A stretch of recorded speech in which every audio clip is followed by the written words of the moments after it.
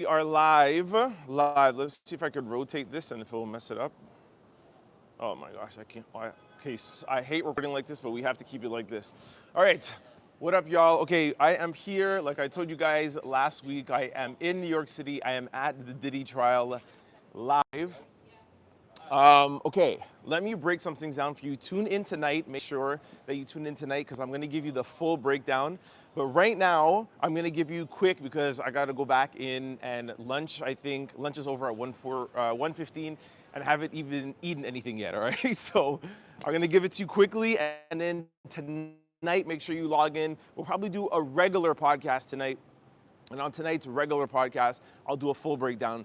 Lunchtime, quick, okay? So Jane was back on the stand, all right? Here, well, let me go. Where do I start? Sorry, my notes are going to be a little bit messy. It's my first day writing everything down. Hi, Diane, what's up? Okay, so listen. First of all, two things before we even get into Jane. Tomorrow morning, the prosecution is going to make a claim or say something about Dawn wanting to come back in.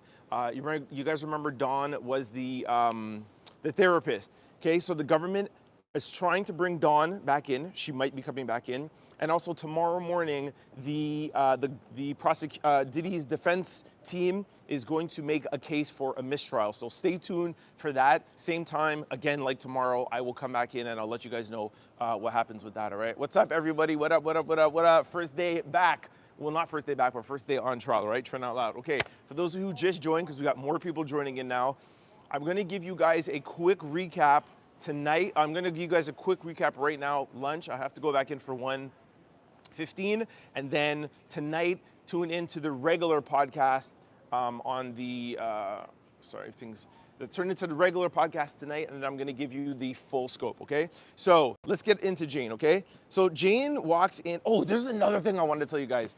Yo, this is like a courtroom I've never seen before. I don't know, like I've been to a couple American courts, but this court is totally different. And I'm going to tell you also tonight how the court is struck up, sectioned up. I'm going to tell you guys tonight about Diddy, how he looks, how he's acting in there, his mannerisms. Like, make sure you tune in tonight for that, okay? Like I said, quick recap. Okay, so Jane walks in super, super quickly. She's super shy. I just want to tell you guys one thing. Jane does not want to be there. I'll tell you that right now. Jane does not want to be testifying, all right? I learned a lot of new things being in the courtroom today. So she walks in even before the jury. She has her hands down. She's playing with something. Jane does not want to be on trial, okay?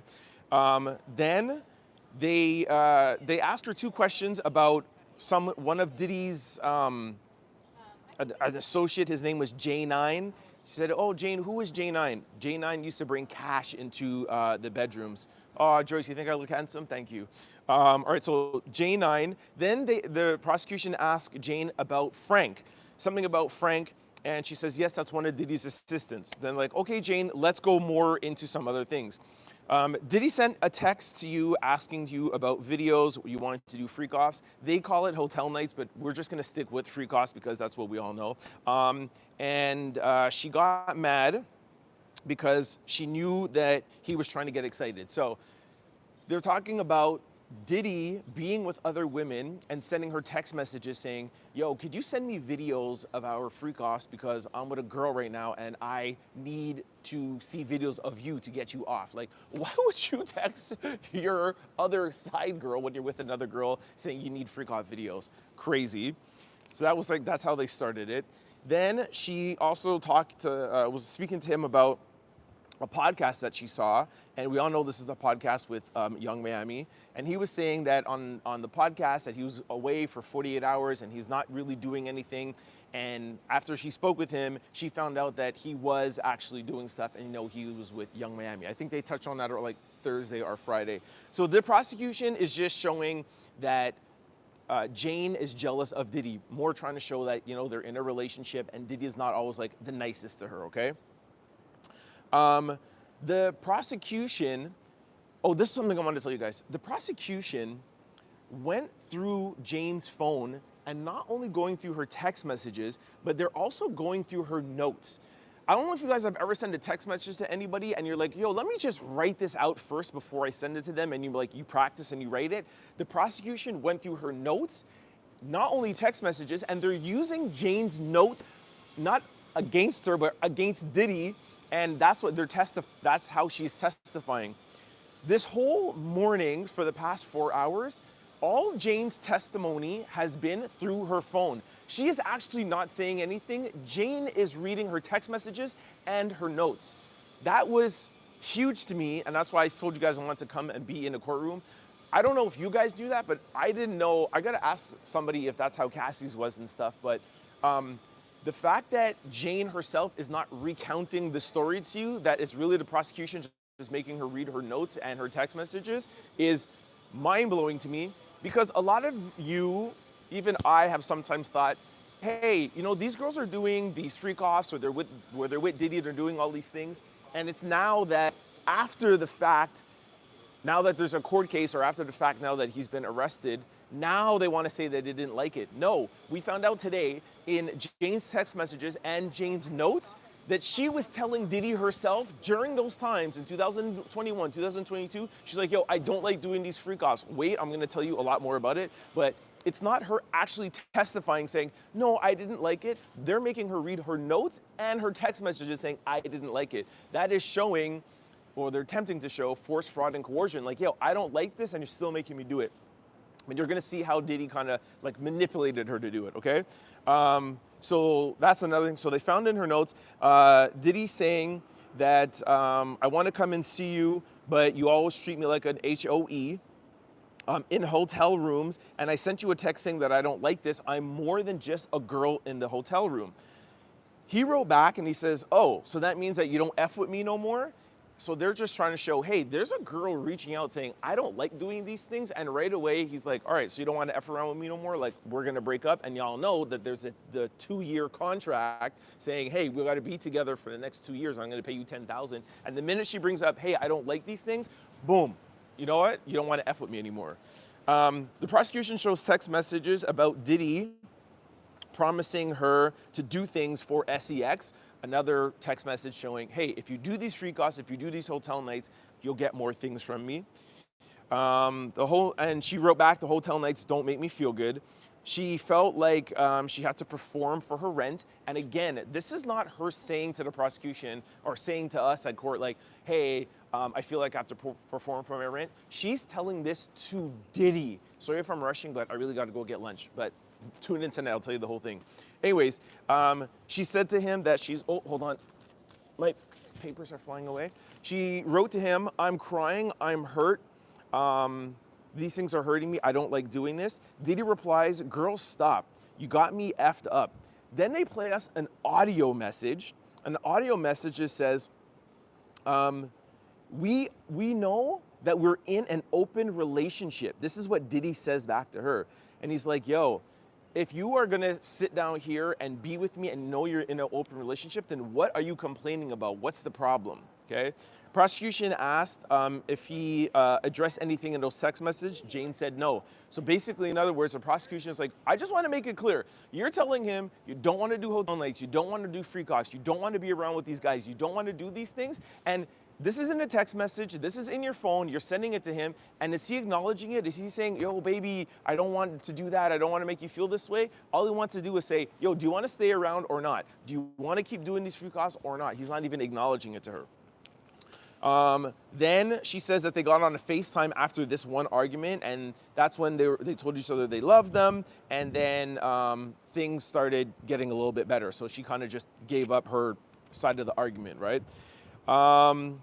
Then the next thing is he promised her to go shopping, take her out. What's up, man? Take her out alone, and was promising her things, and said that he wanted to make it up from that other argument.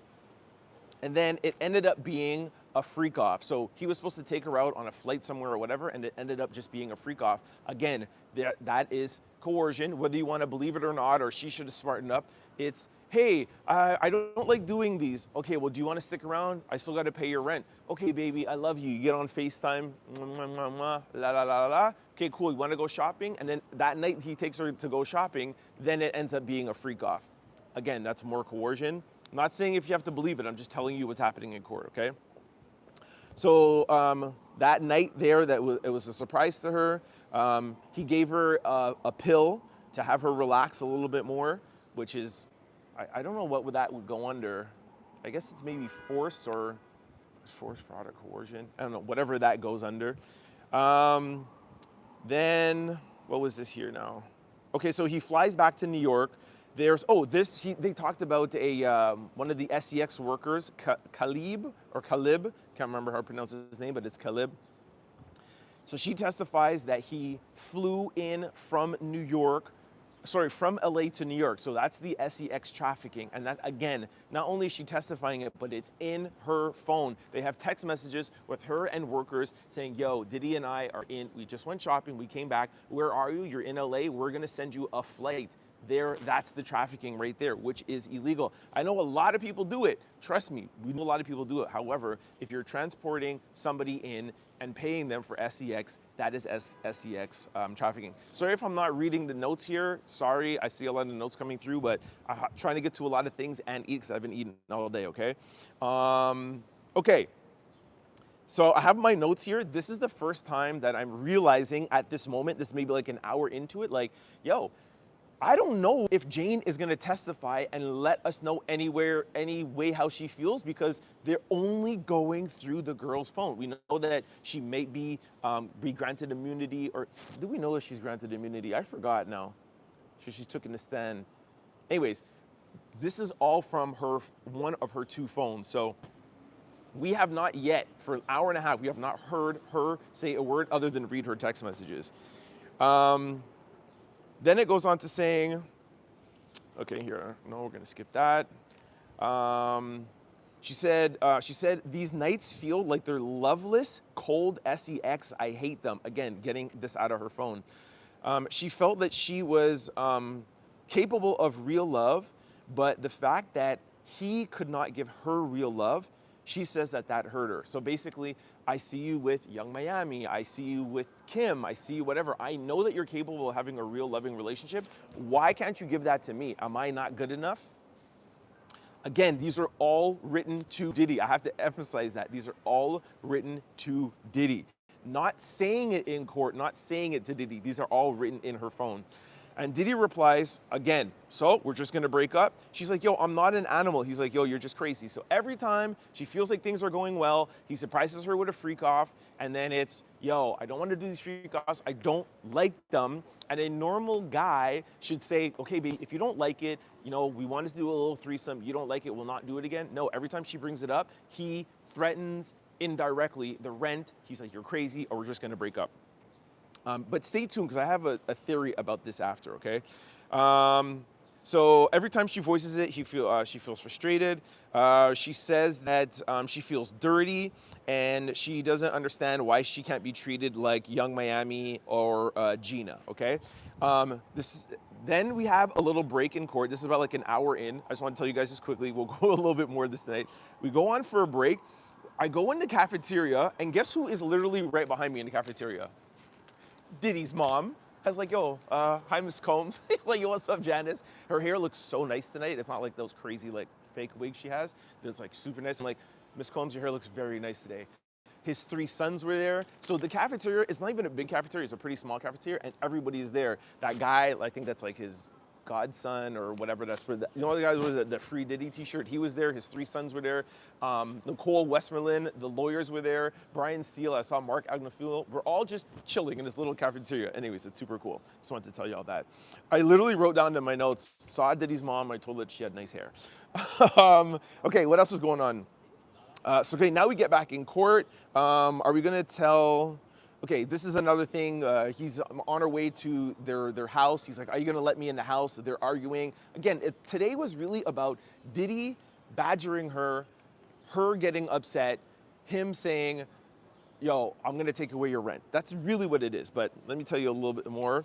A night where, then he talks about her sober night. And I think this was touched on Thursday or Friday. She said that there was a sober night where she didn't do any DRUGs, and this was the all-star night. I told you guys about this before. So it was an all-star night, and that's when she was with three guys. She said she was with one guy, then there was the second guy, and then she said she started feeling sick. She went into the bathroom and threw up after the second guy. Diddy came in the bathroom and was like, yo, what's wrong? How come you're throwing up? You don't even have any DRUG in you, whatever. She goes, I just don't like this. He's like, don't worry, you feel good. Now that you've thrown up, you'll feel a lot better. Let's bring the third guy in. Again, these are in her text messages. She is not testifying to this. Remember I told you guys about the prosecution not having direct evidence? This to me is direct evidence, because this is not something that she's making up now, trying to get a lawsuit, or making up now just to say. These are things that she said to him literally the next day. Like, yo, this was supposed to be a night where we had the 3 all-stars. Why the heck are you coming into the bathroom while I'm throwing up? And you're like, yo, it's all right, you'll feel a lot better having the third guy. Like, that's force. That's force. She's in the bathroom throwing up. Why are you forcing her to be with the third guy? She's already been with 2 guys, and she's got to be with you after. Yo, Diddy's an ass, I swear, man. Whether you think he's guilty or not, you know he's an ass. Anyways, so there was that. Again, sorry guys that I'm going so quick, but whew, I got 10 more minutes. So listen to this, because this is where maybe some of you I was gonna say Jane haters, but fine, like Jane haters might like this. So the prosecution brings up the next day, she was like, look, I had to go through all that. I was throwing up, I don't feel good. She asked Diddy if he could put some money in her bank account, because the house that he just bought for her, there's no furniture there. And she's like, if I have to go through all this, I would like to at least get some money for it. Now, some people are gonna say, well, you know, she should go out and get a job, or she should do whatever, blah, blah. But at the same time, the prosecution knows that doesn't put her in a good light, but it also shows that the relationship is not, let's say, like a Cassie or Diddy's. It's very, very transactional. She is in love with him. He really is not in love with her. He just wants her to keep on doing these freak-offs. He has said to her, yeah, I love you. It's kind of like a Playboy kind of thing, but he's not really giving her anything. And now you see in a text message where she's like, all right, well, if I can't get you to love me, can you at least buy me some furniture for my empty house? I thought that was hilarious. Okay, then, there you go. Now he tries to get furniture. Okay, there were some hints. So, and when she asked for the furniture, he's like, listen, just, you know, chill out a little bit. Like, I'll get you something. But just remember, every time you get a little feisty with me, I'm just going to remember that, you know, if you have to leave, I'll only pay for another couple of months. Again, that's the coercion part. What else? So the prosecution said, when he talked to you guys about your rent, not you guys, when he talked to you about your rent, did you feel like that was a threat? And she said yes. So that was the first time she was actually testifying. This is not from a text message. She says, those messages about the furniture and those messages about the 3 months left and you'll only pay for 3 months, did you take that as a threat? She said yes. She said, I took that as a threat. That's her saying the only reason why I ended up doing the freak-offs is because I felt threatened. That is force, fraud, and coercion. Again, if you believe it. She went on to say that she got a UTI after the 3-night with the guys. In that text message, this is where I feel is bad. In the text message, she told him that she feels like she needs a therapist after having so many freak-off nights. This is when it really gets bad. She says that she felt like he was manipulating her into the freak-offs, and she really doesn't like them. She feels like it's being traumatic, and she doesn't know if she can get these dark, twisted memories out of her mind. I'll admit, like, that got to me a little bit. And then I skipped over a part. Let me get back to here. Yo, she started crying, and I asked one guy, I'm like, I was sitting beside her, I was like, yo, do you feel like this crying is real? And he's like, nah, I think it's fake. And I'm like, I totally disagree with you. She was really, really crying. And that's why I wanted to come here to see this. Like, when she started talking about the therapist, and also maybe it's because you guys know I'm big on mental health, but when she started talking about needing a therapist to get these dark images out of her mind, like, I knew exactly what she was talking about, and it got me. And just the way that she was crying, like, you could tell like she was trying to hold it back, and then she like stopped and she did something with her mouth, and then it came out. Like, it was pretty sad, I won't lie. And again, the thing that got me is that she's not just saying this, she's just reading her text messages. How could you tell your boyfriend, let's say it's just a little freak off, but after that, how could you tell him that you need a therapist to get these dark, twisted memories out of your mind because you can't sleep at night? and then he calls you back the next day and be like, yo, you feel better? Let's go do another one. But the question is that, is he just being an asshole? Sorry, I can't swear on this. Please don't flag me.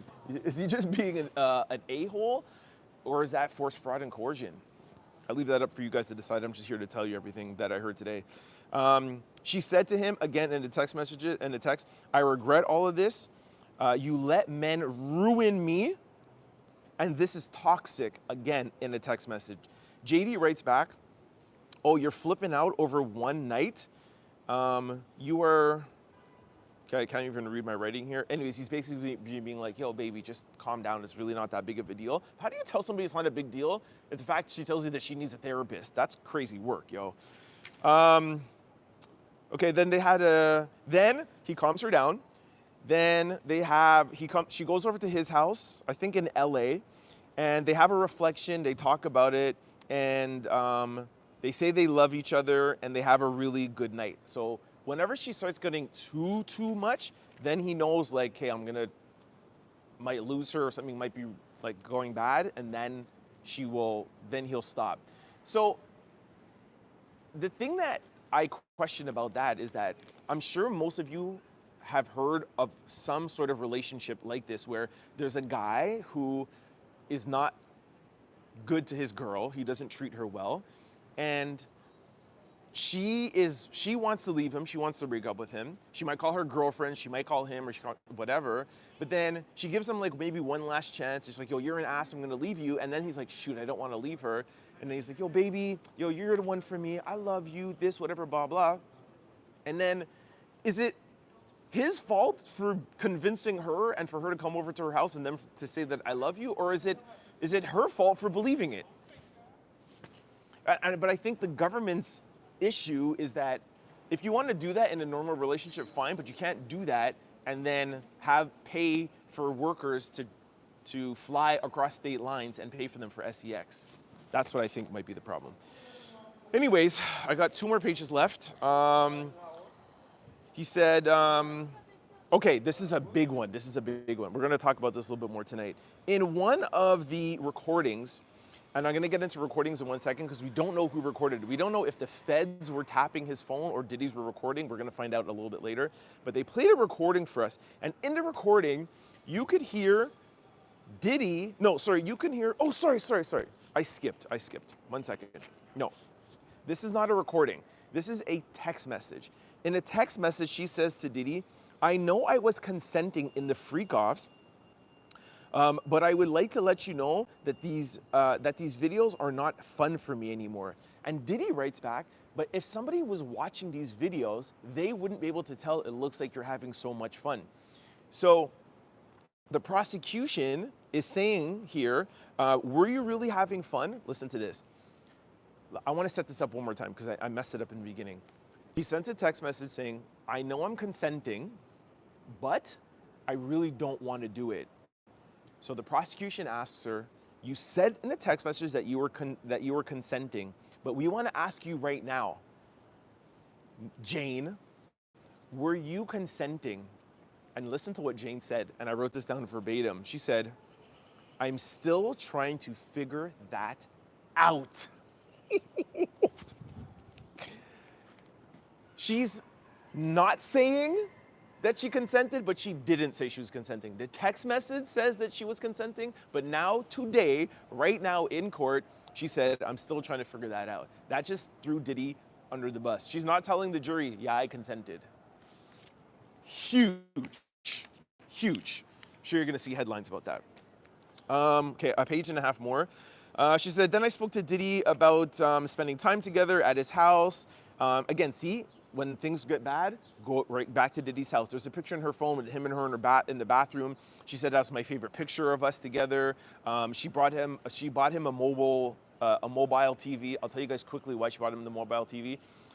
The freakoffs were her and a couple other guys. So her idea for his birthday was to buy him a mobile TV and play their past freakoff videos so that they could stay in bed and put their mobile TV chilling while they're in bed watching their videos so they wouldn't have to bring a guy in.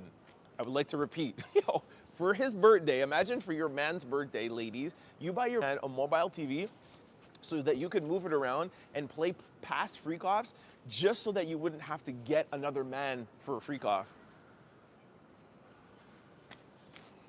Diddy's crazy. She said, okay, now then she talks about Cassie's lawsuit, what the prosecution brings up Cassie's lawsuit. Prosecution asks, when you found out about Cassie's lawsuit, what happened? She goes, I almost fainted. I think I did faint. Those are her words. She said, I was shocked to find out, listen to this, that I was the same as her. People are saying my suit looks good. Come on, you know my first day I had to have a little suit on, you know, what up, what up? Okay, I can't read the comments because I'm gonna get distracted. Sorry. Okay, they asked her, first I wanted to make sure, have you ever met Cassie? She said, I met Cassie one time, but I have not spoke to her, nothing. So she's basically, the prosecution is just trying to say, you and Cassie did not coordinate this, you guys don't know each other. She testified she only knew her one time. I guarantee you Diddy's lawyers right now are scrounging trying to find any sort of communication with them if they've been at any other party and they were going to cross-examine her and say, yo, maybe you and Cassie did come through with this. But as much as we know for now, her and Cassie has only met each other one time. She said when she heard Cassie's lawsuit, she almost fainted. There's 3 pages in Cassie's lawsuit that look identical, sorry, not look identical, but sound identical to the text messages that she sent to Diddy. So she called up Diddy and she said, yo, you have been, these are her words, forcing men on me. You've been manipulating me, selling me out here, and you knew all of this would come as a result of that because you did the same thing to Cassie. She testified today, Jane testified today, that she had no clue that any of this was going on with any other person but her. She thought that she was doing this for him. When she found out that he was also doing this with Cassie, that's when it blew up. However, you guys know I had to get the 2 howevers in. However, she still went back and did freakoffs with him after that. That's why this case is so hard, man. Anyways, after that, we go on to the phone conversations. That's what I slipped in telling you guys. We are hearing now in court phone conversations about the same thing, about them arguing back and forth. But you hear Diddy on the phone saying, yo, I can't talk too much on the phone. Don't say too much right now. If you need anything, call KK. And then Jane says something and Diddy goes, yo, are you recording me? And she goes, no, what are you talking about? He says, yeah, but I said to you, don't say those things on the phone. We don't know, and I've asked a couple of people that were with me, we don't know if it was KK recording it, like if Diddy was trying to record it. We don't know if it was the government. I'm not too sure, but the government may have been tapping Diddy's phone. And remember, like I said, I would be shocked if the government doesn't have any direct evidence. And now we know we do have direct evidence from the text messages, but we could have some direct evidence from these phone calls. I'm gonna go get some lunch quickly now, and I'll come back out. I'm gonna go and let you guys know tonight what's gonna happen for the rest of the afternoon. Whew. A lot going on in the Diddy trial. This is my first half day. I know I was a little all over the place, but stay tuned. Every lunch, I'm gonna come out, let you guys know what happened, and then again at night, I'm gonna give you the full spectrum. I'm gonna go through my notes and make sense of everything. We'll still do a little bit of other news. I'm gonna talk to you guys about the LA raid. We're gonna talk about that. Trump, I'm not happy with that guy right now. DDG, we'll cover some other stuff, okay? But we're gonna finish up the whole day on the regular podcast. Tonight it will be episode, 522 or something like that. Make sure you guys stay tuned. Or maybe I'll do a live quickly right out of here and then a full one tonight. I don't know. It's my first day, yo. How did I do? Let me know in the comment section below. Let me know how I did. Let me read some things here. Lisa, please stay out of Black people's business. What is this? You blocked NBA lost tapes. Hi from, somebody said, good job, Trent. Thank you, Tiffany. Hey, Beverly. Joyce said, great. Whoop, whoop. Look at this. Trent, you're making me blush just looking at you. Thank you. Whoop, whoop, whoop. Oh, this is so good, man. Anyways, all right, guys, I gotta go get something to eat. I think court is already starting back, but go get something to eat. Love y'all. I'll see you this afternoon. I might do a live right before I leave court and then a full podcast tonight, all right? Love y'all.